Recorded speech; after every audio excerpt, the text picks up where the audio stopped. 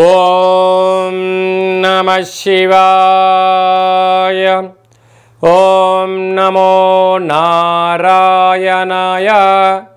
కర్మ నివారణ, సంచిత కర్మ, ప్రారబ్ధ కర్మ, ఆగమిక కర్మ, నరదృష్టి నివారణ, కాళభైరవాయ నమో నమః. ఓం గురు అరిష్టేతు సంప్రాప్తే గురు పూజాంచ కారయేత్ గురుధ్యానం ప్రవక్ష్యామి.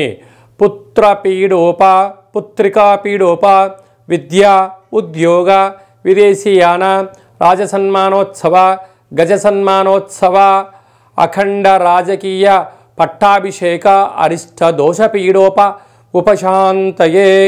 ఓం దత్తాత్రేయాయ నమః.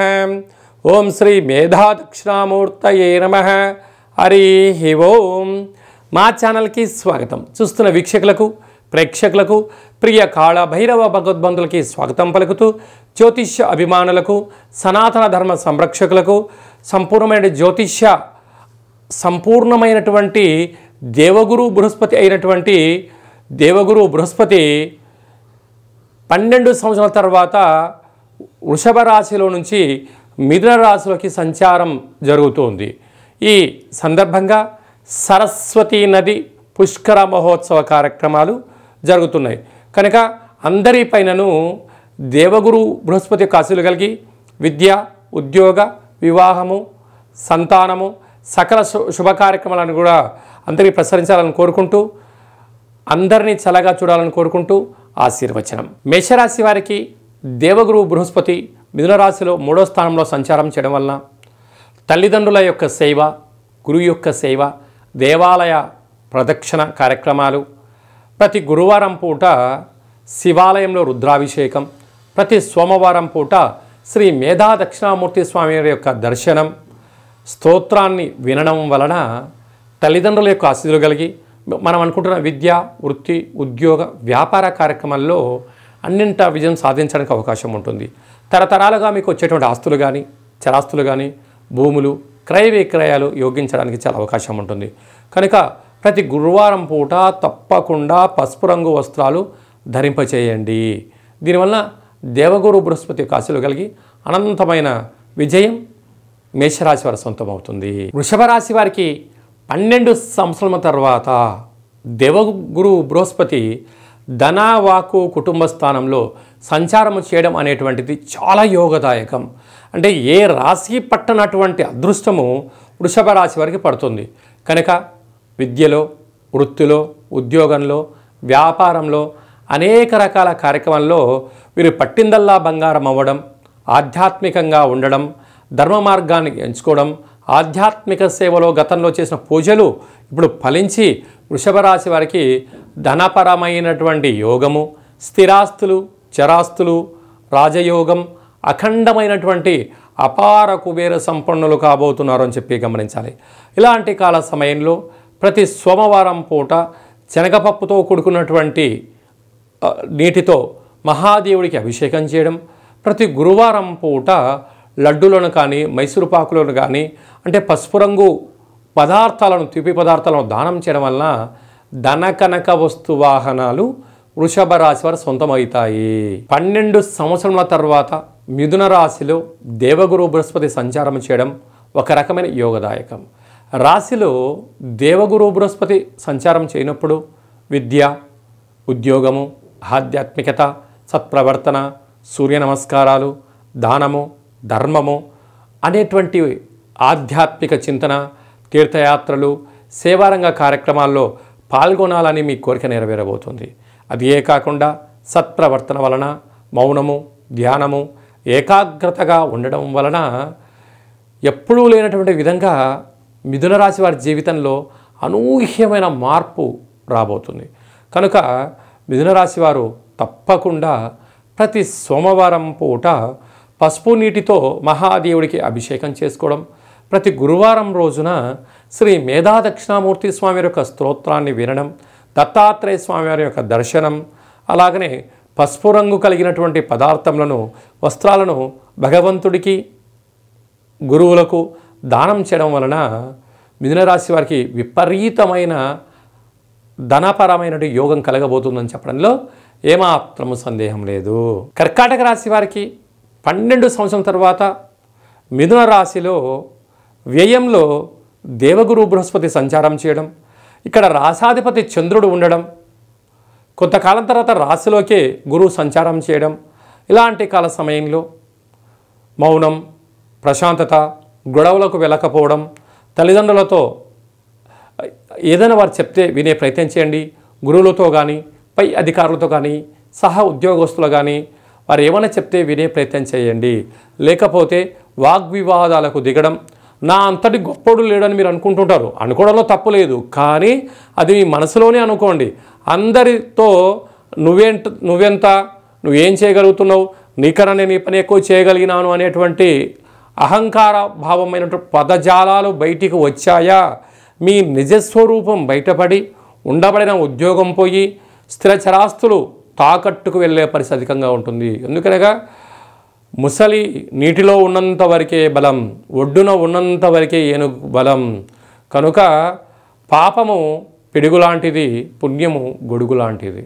కానీ ఇలాంటి కాల సమయంలో నోరు జారకపోవడం కర్కాటక రాశి వారు బాగా గమనించాల్సిన విషయంగా గుర్తుపెట్టుకోగలగాలి.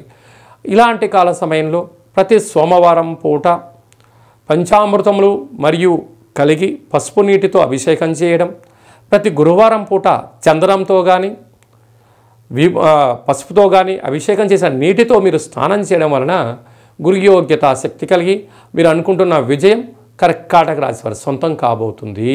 సింహరాశి వారికి 12 సంవత్సరం తర్వాత విశేషమైనటువంటి లాభస్థానంలో దేవగురు బృహస్పతి సంచారం చేయబోతున్నారు.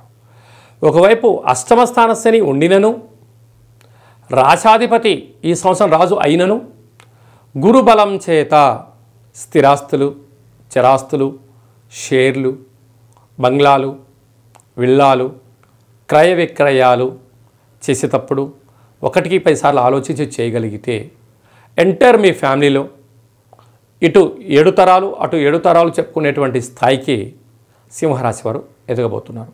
కనుక ఇలాంటి కాల సమయంలో దేవగురు బృహస్పతి స్వామి కాశీలు కలగాలి అన్నట్లయితే ప్రతి ఆదివారం పూట మహాదేవుడికి పసుపు రంగు కలిగినటువంటి నీటితో అభిషేకం చేయడం, ప్రతి గురువారం పూట స్వామివారికి అంటే మేధా దక్షిణమూర్తి స్వామివారి కానీ, దత్తాత్రేయ స్వామివారు కానీ పసుపు రంగు వస్త్రాలు వేసుకొని దర్శించడం, పసుపు రంగు కలిగినటువంటి పదార్థాలను, తీపి పదార్థాలను అంటే లడ్డును కానీ మైసూరుపాకును కానీ దానం చేయడం, దత్తాత్రేయ స్వామి యొక్క చరిత్రను వినడం, గురుస్తోత్ర పారాయణ వినడం వలన అద్భుతమైన యోగం సింహరాశి వారి సొంతం కాబోతుంది.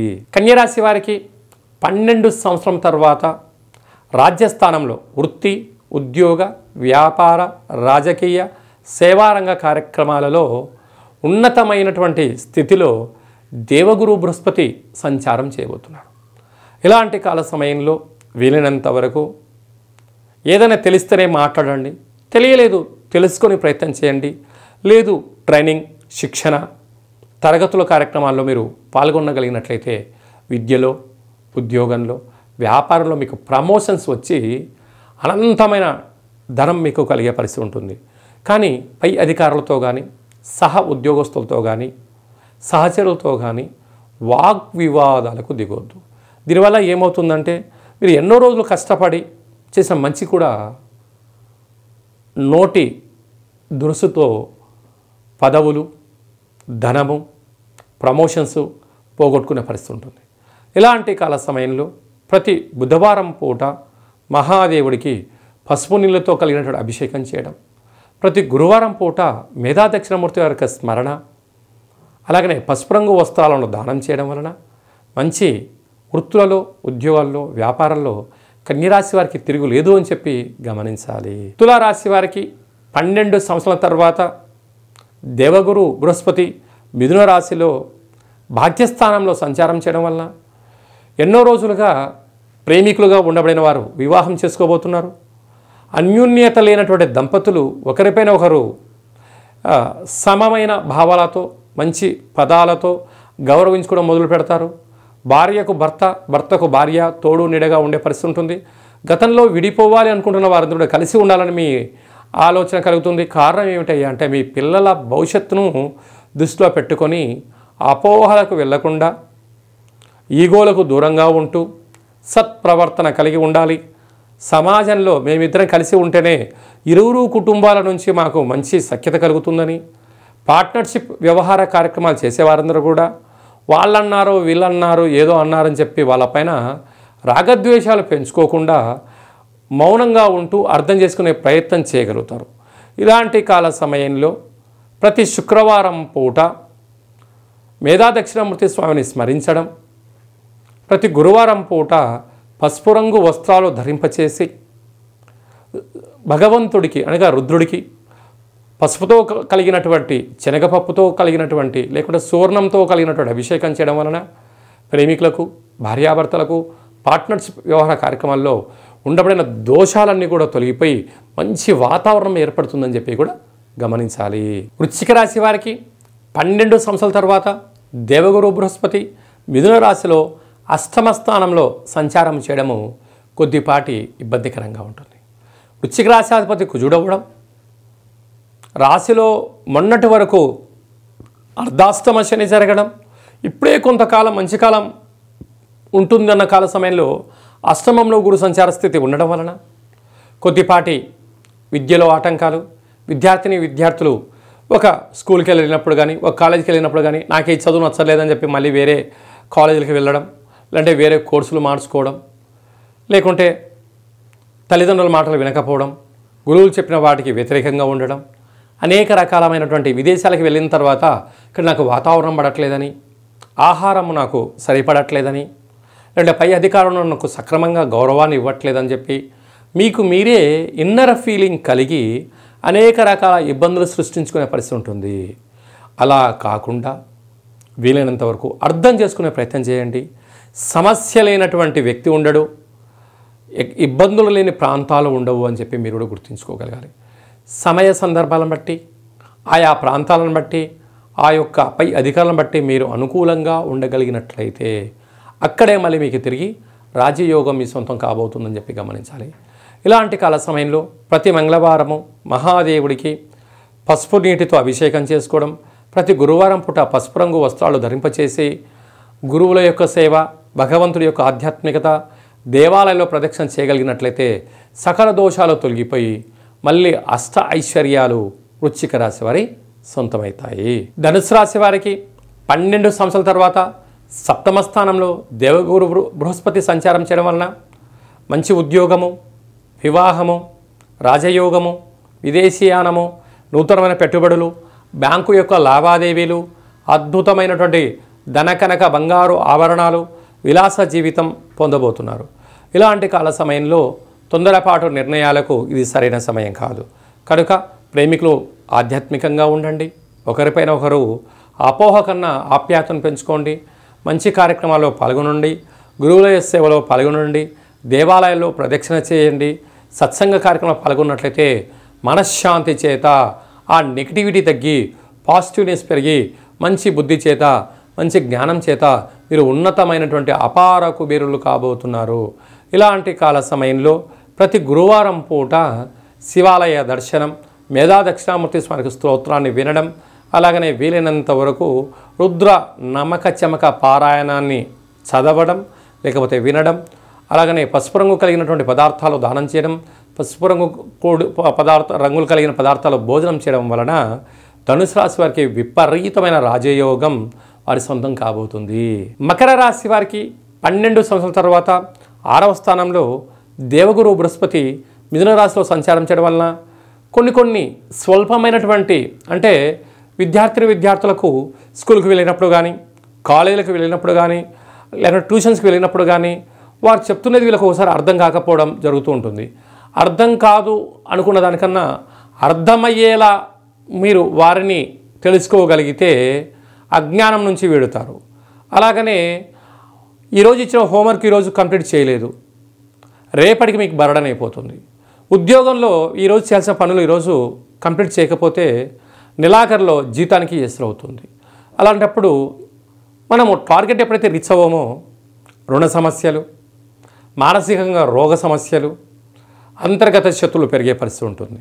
ఇలాంటి కాల సమయంలో తల్లిదండ్రుల యొక్క మాట, గురువుల యొక్క మాట, పై అధికారుల యొక్క సలహాలు సూచనలు పాటించినట్లయితే ప్రతి శనివారం పూట వెంకటేశ్వర స్వామివారిని స్మరించడం, ధ్యానించడం, ప్రతి సోమవారం పూట శివుడికి రుద్రాభిషేకం చేసుకోవడం, ప్రతి గురువారం రోజున పసుపు రంగు వస్త్రాలను కానీ ధరింపచేయడం, పదార్థాలను భుజించడం, దానం చేయడం వలన అనేక సమస్యలు వాటంతటికి వాటికి తొలగిపోతాయని చెప్పి కూడా గమనించాలి. కుంభరాశి వారికి 12 సంవత్సరాల తర్వాత మిథున రాశిలో పంచమ స్థానంలో సంతాన స్థానంలో దేవగురు బృహస్పతి సంచారం చేయడం చాలా యోగదాయకం. అంటే ఎన్నో రోజులుగా వీరు ఏలనాటి శనితో బాధపడుతున్నారు. ఆ ఏలనాటి శని చివరార్ధ సంచార స్థితికి వచ్చింది. సంతాన స్థానంలోకి దేవగురు బృహస్పతి సంచారం చేయడం వలన నూతనంగా వివాహమైన వారికి సంతాన యోగం, పిల్లల యొక్క చదువులు, పిల్లల యొక్క అభివృద్ధి, పిల్లల యొక్క వివాహాలు, పిల్లల యొక్క కెరియరు మీరు దగ్గర ఉండి చూసుకొని పిల్లల యొక్క మనస్సులో మీకంటూ స్థిరమైనటువంటి స్థానం సంపాదించబోతున్నారు. అలాగనే స్థిరాస్తులు, చరాస్తులు, వ్యాపారాలు, అభివృద్ధులు, ఆధ్యాత్మిక తీర్థయాత్ర కార్యక్రమాలు, దాన ధర్మ కార్యక్రమాల్లో పాల్గొనడం వలన కుటుంబము ఎనలేనటువంటి స్థాయికి ఎదగబోతుంది. అలాగనే తల్లిదండ్రుల యొక్క స్మరణ, తల్లిదండ్రుల యొక్క సేవ చేయడం వలన సమాజంలో బతికితే అలాగా బతకాలి, వారి యొక్క తల్లిదండ్రులను తను ఎంత గుర్తుపెట్టుకున్నాడు, తన పిల్లల్ని తను ఎంత బాగా చూసుకుంటున్నాడు, ఏదైనా చేస్తే ఆదర్శప్రాయమైనటువంటి తల్లిదండ్రులుగా ఈ సంవత్సరం మీరు అవార్డు పొందబోతున్నారు. కనుక అలాంటి సమయం కుంభరాశి వారికి రావాలి అన్నట్లయితే ప్రతి శనివారం పూట పులగం ఆహారం తినడం, లేకుంటే పులిహోర లాంటి ఆహారం తినడం, ప్రతి సోమవారం పూట లేకపోతే ప్రతి గురువారం రోజున పసుపు రంగు వస్త్రాలు ధరింపచేయడం, నదిలో పసుపును వేసి స్నానం చేయడం వలన అద్భుతమైన బృహస్పతి యోగం కలిగి ధనకనక వస్తు వాహనాలకు కుంభరాశి వారు కేంద్ర బిందువు అవుతారని చెప్పడంలో ఏమాత్రము సందేహమే లేదు. మీనరాశి వారికి 12 సంవత్సరం తర్వాత ఒకవైపు ఏళ్లనాటి శని మధ్యమ సంచార స్థితి జరుగుతూ ఉండగా అర్ధాష్టమ గురు సంచార స్థితి జరుగుతూ ఉంది. ఇలాంటి కాల సమయంలో ఓపిక, పట్టుదల చాలా అవసరం. కొద్దిపాటిగా జలగండాలు పొంచి ఉన్నాయి. కొన్ని సందర్భాలలో అంతా నాకు తెలుసని భ్రమలో ఉంటారు. బ్యాంకు లావాదేవీలు, ఓటీపీలు తస్కరించే పరిస్థితి ఉంటుంది. మీకు తెలియకుండా మీ మెయిల్స్ కానీ ఫోన్ నెంబర్లు కానీ హ్యాక్ అయ్యే పరిస్థితి ఉంటుంది. చేయని నేరానికి నింద మోసే పరిస్థితి ఉంటుంది.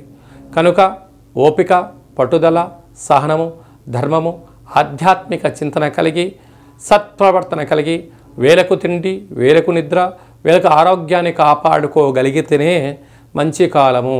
లేకపోతే ధనపరమైన చిక్కులు, ఆరోగ్యపరమైన చిక్కులు, విద్యలో లోపించడం, ఉద్యోగంలో ఆటంకాలు, అదే కాకుండా అంటే ఇన్ని రోజులు మీకు ఎంతో పేరు ప్రతిష్టలు ఉండినను చిన్న చిన్న తప్పులు చేయడం వలన, అంటే ఒక పెద్ద తెల్లటి పేపర్ పైన ఒక నల్లటి చుక్క పడితే అందరూ చుక్కనే చూస్తారు తప్ప అంత పెద్ద తెల్ల పేపర్ని చూడరు.